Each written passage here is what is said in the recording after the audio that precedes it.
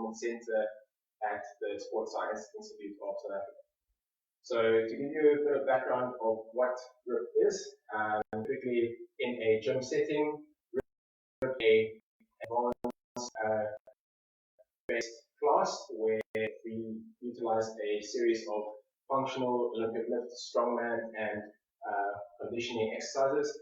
So basically, because of the restraints of training at home, we will be using basic equipment. So for today's class, we will need a large towel as well as a pair of old thick socks.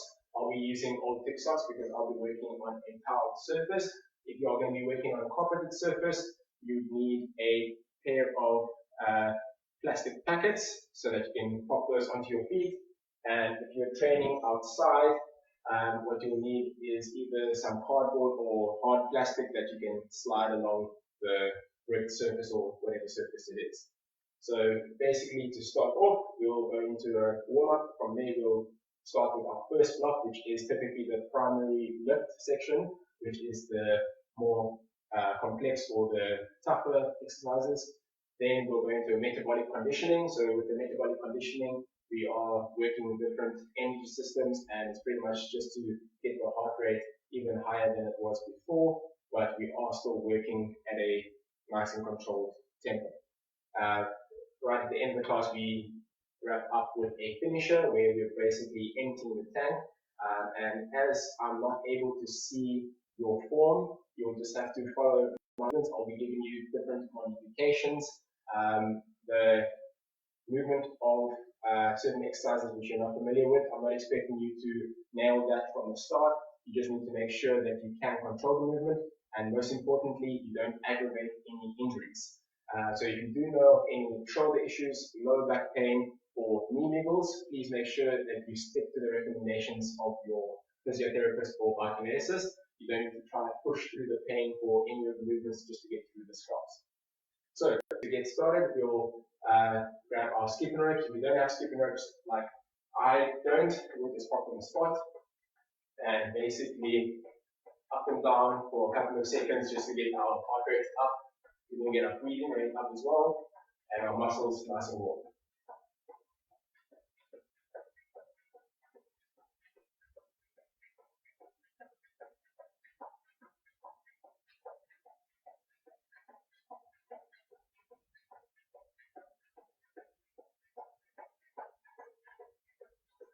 And from here, we will relax, going into a little bit of a jog on the spot.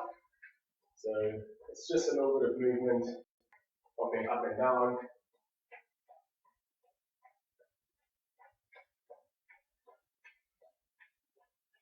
And transitioning to butt kicks, so lifting up at the back.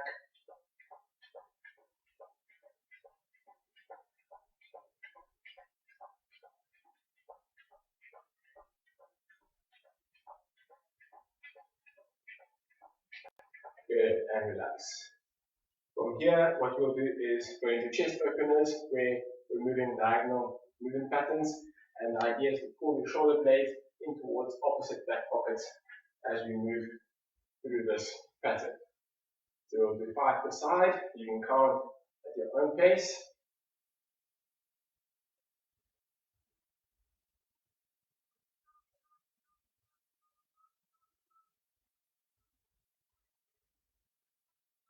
Good.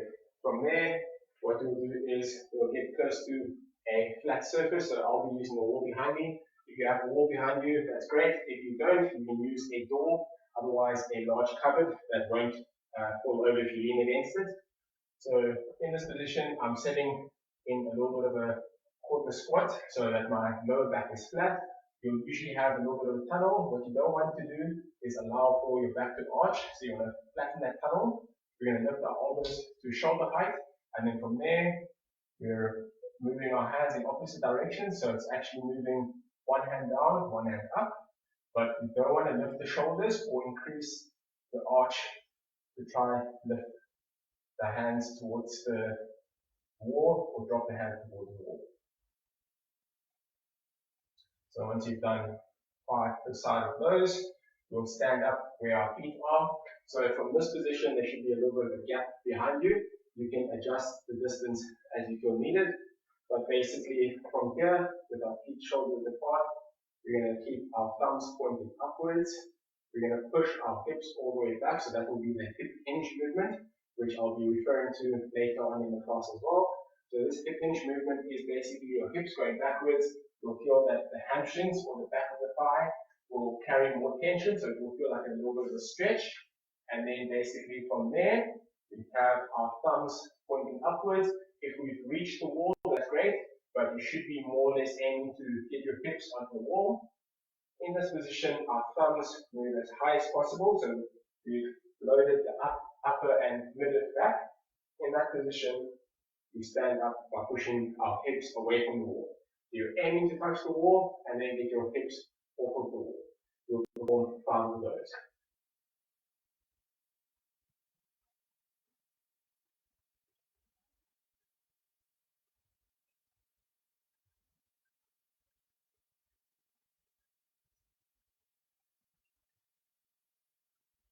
So once again, it's a control movement, getting your hips to touch the wall and then moving your hips away from the wall. Once you finish your 5 of those, we'll go into the A-frame trunk rotation, where once again, hinging at the hips, keeping our feet shoulder width apart, we'll place the elbow on the inside of the knee, place the hand on the other side, and then that forms your A-frame.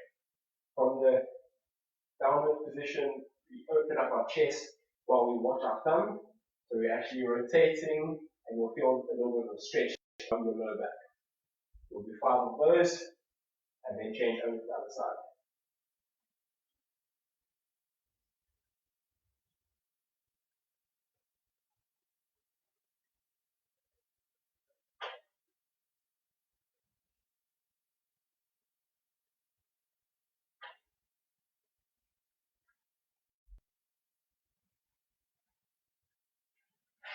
Good.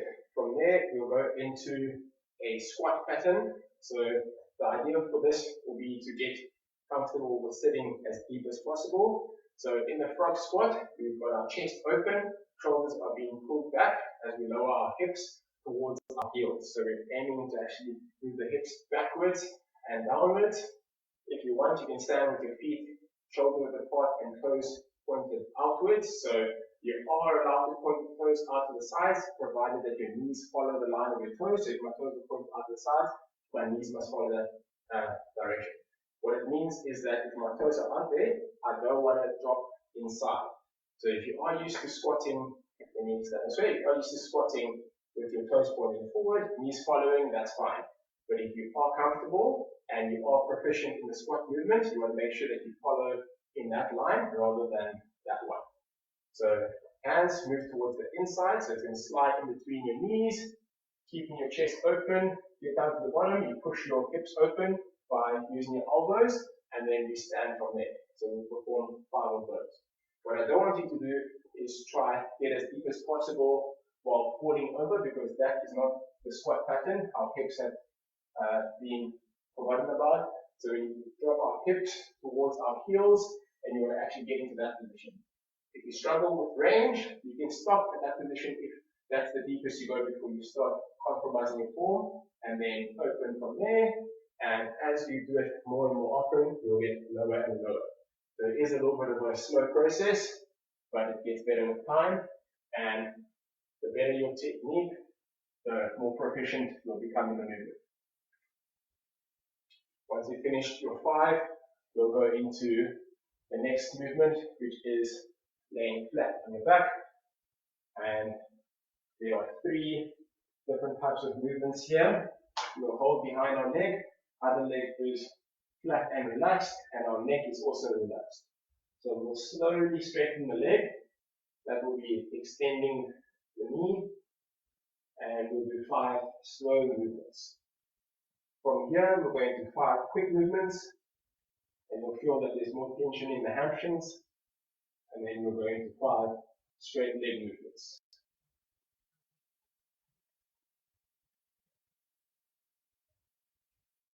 Over to the other side, it's 5 slow.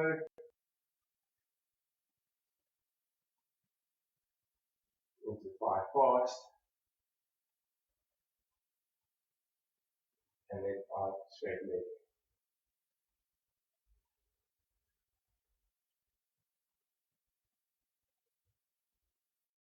Wrapping up our warm-up, we're going to do a push-up into a toe touch. So you'll have two options for this. Please make sure that if you do have any shoulder issues or back pains, you don't force through any painful movements. So our two options is the normal method. Remember to keep the elbows relatively tucked to your sides. It's one push-up and then opposite toe touch. You're lifting the hips up each time. And if you are doing the normal version, please make sure that your feet are shoulder width apart to help with balance with one arm. If you're doing the modified version, we do a push-up. Remember that you drop our hips as well. We're not sinking like that, but we drop the hips. You're going to keep them up there, and the toe touch becomes a knee touch. So we're going to opposite sides. We need to perform 5 push-ups so that there's a toe touch each time.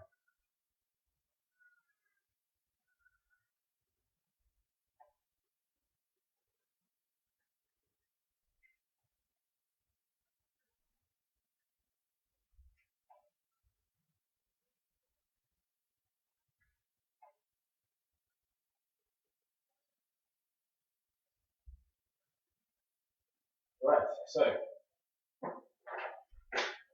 will be the end of the warm-up. We'll get started with our primary block now. So in this portion, we've got 3 movements that we need to get through. The movements will follow the sequence. So we do movement A into movement B and then movement C. It is only 1 set of each, and we'll repeat that for 3 sets. So what we'll do is make sure that we understand each of the 3 movements, and then in your own time, we'll work through those 3 sets. So as I can't see how fast you're moving, if you finish ahead of me, then we'll just have a longer water break. If you are lagging behind a little bit, don't worry, you will have some time to catch up while everyone's having their water break. So to get started, we'll need our large towel and our wall surface. Basically, you'll have your 2 options for this. With the wall squat, I'll place my hands in the large towel and the hands go up onto the wall. So the idea is to sit down as deep as possible with our arms straight relatively above our head, and the bottom position will be held for 3 to 5 seconds. So if you can, you hold it for a little bit longer, but what you don't want to do is bounce to the bottom and stand straight up. What you also want to avoid is our knees dropping inside, as well as our ankles moving towards the sides like that. So you're going to make sure that it's controlled movement all the way through your hips, through your heels, and your hips are moving downwards, keeping our knees apart like that. So I'll perform 1 set of the wall squats, and then 1 demonstration for the overhead squat. So the easy version will be the wall squat. Feet shoulder width apart, toes pointed outwards with our knees following the line of our toes, always looking forward, and we sit, hold that position, and then stand. So the distance from the wall will be based on your ability. If you feel that it was too easy, you inch forward a little bit closer, but always make sure that you're facing the wall, not looking out to the side. So we'll perform 5 of those. If you are able to, you'll hold the towel nice and wide, towel stays above your head, and from this position, you're sitting down, hold that position, and then from there, we'll stand up. To give you a side view, it is a squat where we keep the towel directly above our head, and in that position, you're holding before standing up again. So your 2 options will be the wall squat or the more difficult version, the overhead squat. We're looking to perform 5 of each with a 3 to 5 second hold. So we'll get started with the first set, and then I'll demonstrate exercise B and exercise C. I'll start off doing the wall squat.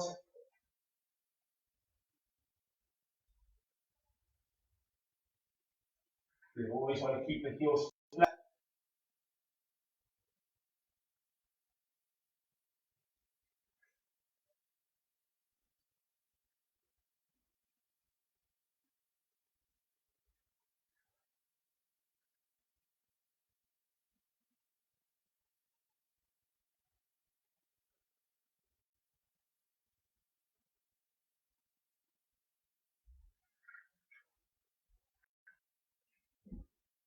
once you finish your 5 reps, we'll go into exercise B, which is the renegade row. So with the renegade row, we need to make sure that we can keep our hips level at all times. There is a push-up into row with one hand, into the row with the other hand. The row on each side must last between 3 to 5 seconds. So you're actually trying to stabilize in that position as a maximum effort squeeze with that shoulder, pulling the shoulder in towards your spine, not towards your ear, and then you'll change over for the other push-up, for the other row, sorry. So I'll demonstrate first with the modified set. So from here, it's a push-up into row, 3 to 5 seconds, into 3 to 5 seconds. If you are able to, once again, feet shoulder width apart to help with balance. Push up into the row, and then the row. Once again, 3 to 5 seconds on each side. You need to perform 5 push-ups. There is a row on each side every time you do a push-up. Okay, so to get started, I'll go into the modified version. Everyone can select either modified or normal push-up.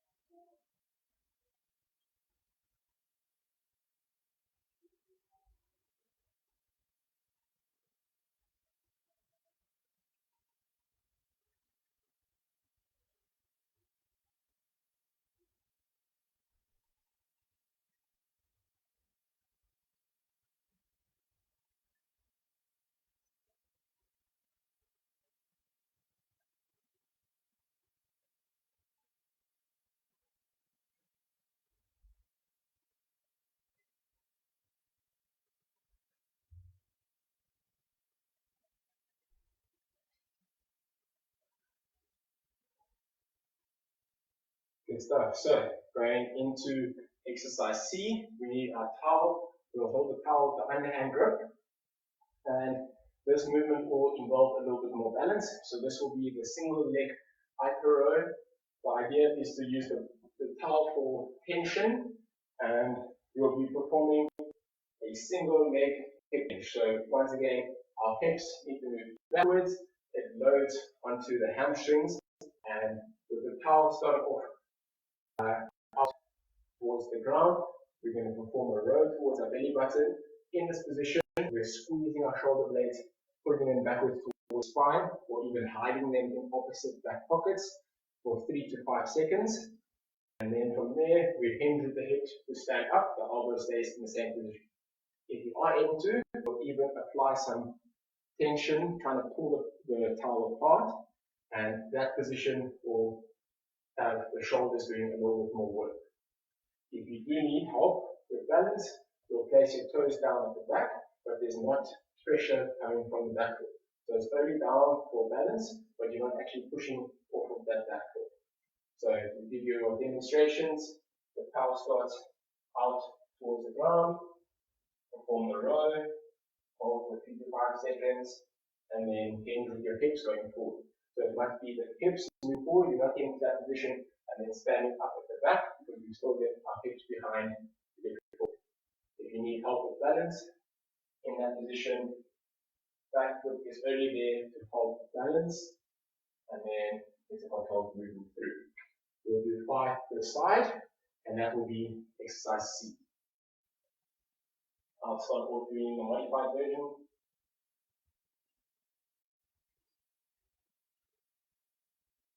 And remember, it's a 3 to 5 second hold. Time.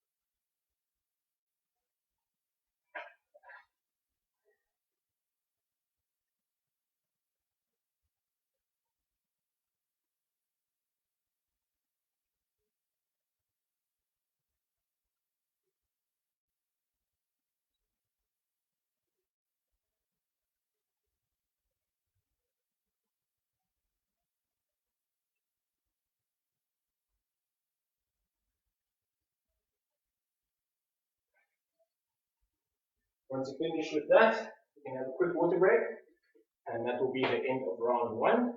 So we've got 1 round down, we need 2 more, so that rounds up our 3 sets. This time around, I'll perform the more difficult version, so it will be the overhead squat round. Remember, you can work at your own pace, so if you feel you're comfortable with the movements, you can go ahead. And if you do feel like you're still struggling, I will add cues in the 3rd set for both the wall squat and the overhead squat.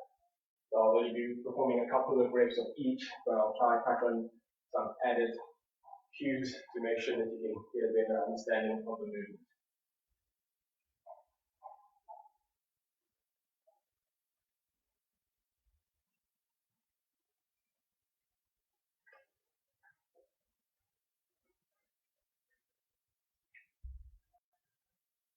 So with the normal renegade rows, it's 1 push-up into 3 to 5 second row, and then 3 to 5 seconds.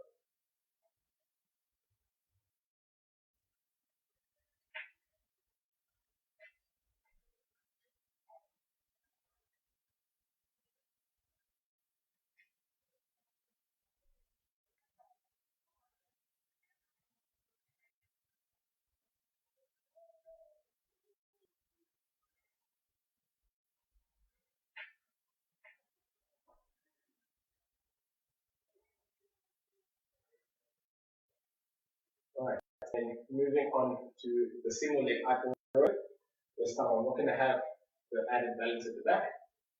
So it's on one leg, hinge at your hips, let your arms hang from the towel, I row, hold for 3 to 5 seconds, and then I push my hips forward.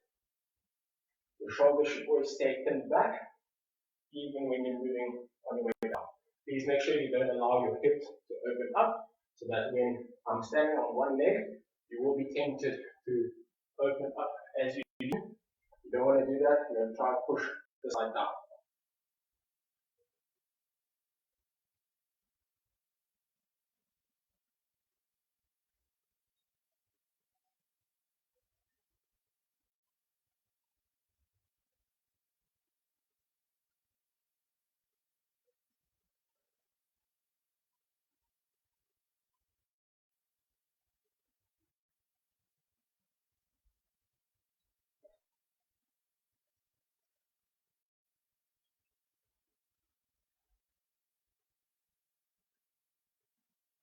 And it's also a max effort squeeze, try and pull the towel apart. You always got tension in the back and in your hamstrings.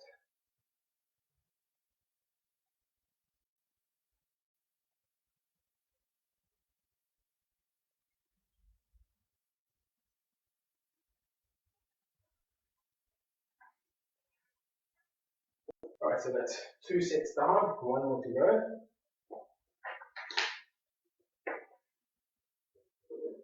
By now, you should have more or less an idea of how to perform the movement, so you can go through to the next set if you are comfortable. What I'll do in this round is I'll add extra cues for the different versions we've got. So everyone should start their set. I'll just start off with extra cues for the wall squats. So for this one, when you're in this starting position, you make sure that you don't drop inside by allowing tension into the wall. It's going to stop us from wanting to fall forwards. You're actually pushing into the wall as well. Don't push too much, otherwise it's going to start pushing you from the wall. You're just making sure that you can offer some assistance to sit backwards.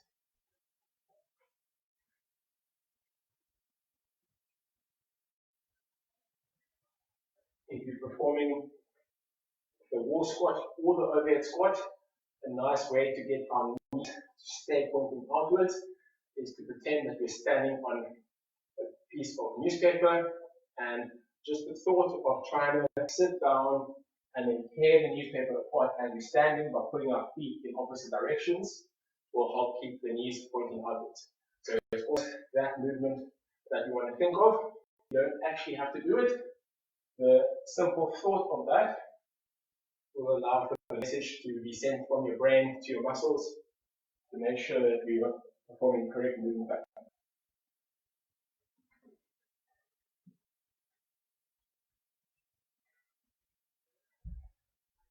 Then the cues for your rows, because of our feet being in a wider position, it helps with balance, but our hips still need to stay level. What you can always try to think of is engaging your pelvic stabilizers or your core stabilizers to make sure that our upper body movement is associated or separated from the lower body movement, so that you don't actually rotate like that. It is keep the hips down as we're pulling with the arm. So if we think about it, we're actually forcing this side down, then I'm trying to row and row.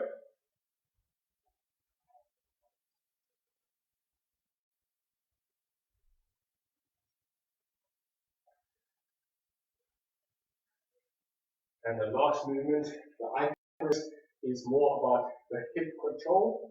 There's a lot of movement happening at the upper body as well, but once you've started that movement, you just need to pin it down. So like I've mentioned earlier, pin the shoulder blades backwards. It should look like you're pulling towards the opposite back pocket.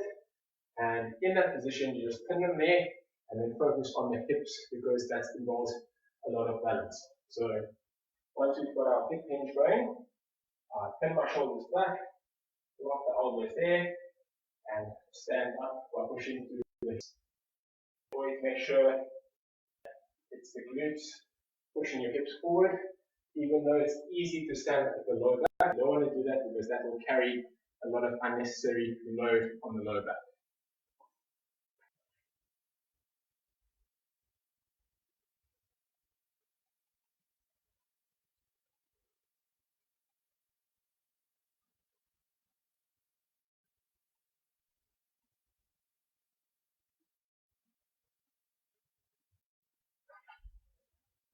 Alright, so that should be all 3 sets done and dusted. What we'll do next is go through the Metcon demonstration. So for the Metcon, like I mentioned earlier, is a series of metabolic conditioning exercises working at different time intervals, so either time-based or repetition-based. And to keep things simple for today, we'll be working on repetition-based. And basically, we are going through a downwards countdown of 5 repetitions into 3 repetitions and then 1 repetition. So you only need to keep or remember the odd numbers. We will be performing 2 sets of movements. The first movement will involve 2 exercises, and then the second movement will only involve 1 exercise. So between our 2 movements, we've got a broad jump into a burpee, so you just need to make sure that you clear the space out in front of you. So I'll perform a broad jump, do a burpee on that side, then I stand up and turn around. So if you do have any shoulder, lower back, or knee niggles, you need to be careful with this because the broad jump will affect your knees and possibly your lower back, and then the actual burpee might affect your shoulders and lower back. So if you do need to, rather perform walking lunges to get to the other side and perform your burpee. But if you are able to, it's a broad jump into a standing, then you perform the burpee. So to demonstrate, it's broad jump into the burpee, then I stand up. So the burpee will just be you going down towards the ground. Get your hands down, feet out, and stand up because your jump will be the broad jump. So back to that side, and I continue like that. 5 repetitions. Each time you jump, you just count that as 1 repetition. Butterfly crunches will be a position where you're flat on your back, but your feet and your arms stay up. Your hands go out to the sides as you put your ankles in, and your hands need to touch your ankles. Crunching by pulling your chest up. It's not tilting your neck forward. You want to try to relax the neck, so you actually need to lift the chest forward. So from this position, it's up, getting your chest forward and back to your starting point. You also need to perform 5 of those. For the second round, we'll perform 3 of each, and then the last round, one of each. What you can do is have a little bit of a breather in between. I'd suggest nothing more than 10 seconds. So you form your set of 5 and 5. You have a quick breather, and then your 3 and 3, quick breather, and then your 1s. If you are able to, you'll go from the 5s straight into the 3s, and then your 1s, and then you can have a longer breather while we wait for the others to catch up. So when you're ready, you get started.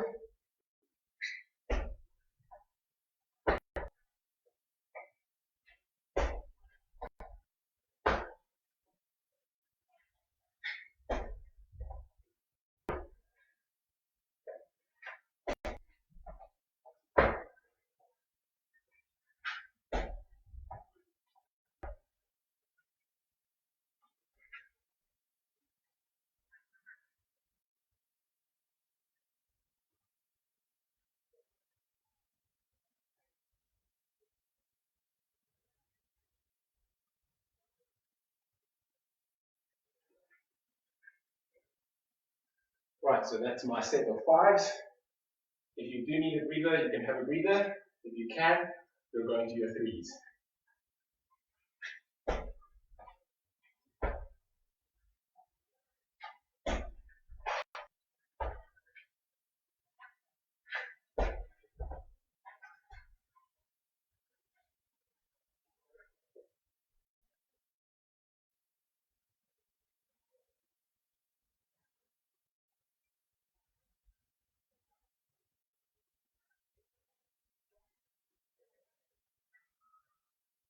And finishing up with your 1s.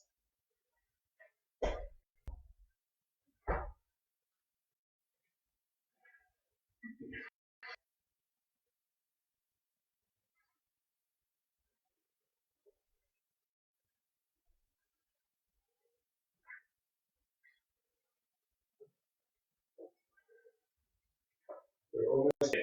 So that will be the Metcon. If you finish, you can have a water break. If you are still finishing up, we've got some time before you go through your finisher demo.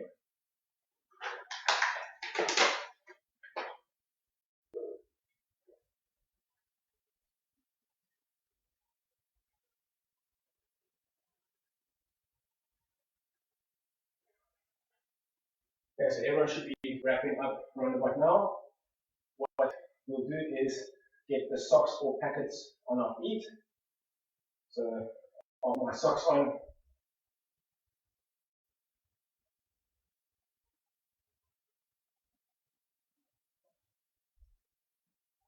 What I'm also going to do is fold the socks over so that there's a little bit more cushioning that will allow for a little bit more of a slippery surface.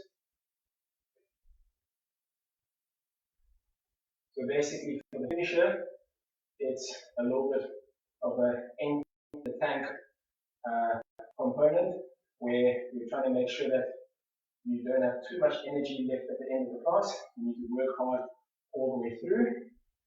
And for this component, what we'll do is keep things simple by having a downward countdown once again, except this time there is no breather in between. So we'll go into a 9, 6, 3 countdown where we do 9 repetitions of each of the 2 exercises, straight away into the 6s and then straight away into the 3s. For this, we are counting 9, 6, and 3 per side because we're counting the leg movements. And the first exercise is mountain gliders. So we've got our socks or packets on. We'll be sliding. If you're already outside on the gripped surface, you can use cardboard or hard plastic. And with this movement, it's about keeping stability at your hips while moving your feet nice and quickly. So it's a combination of a bodyweight exercise that is a cardio stimulant. So getting our heart pumping and our breathing rate up. So from high plank position, up like that, you've got hips there, one leg comes in and then changing each time. The idea is to keep your hips level and not allow for them to bounce up and down or move side to side like that. So your leg can move as best possible, the stated amount of repetitions, and then we'll go flat onto the back, bend the knees. From here, we lift the hips up by pushing down into the heels, and the legs are moving out and back in, one at a time, once again for the stated amount of repetitions. So when you're ready, you're going through as quickly as possible. First set of 9s.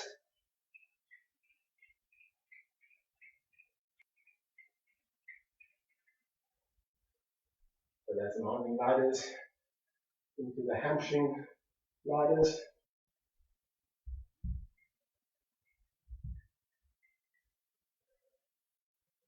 Then we're going to our 6s.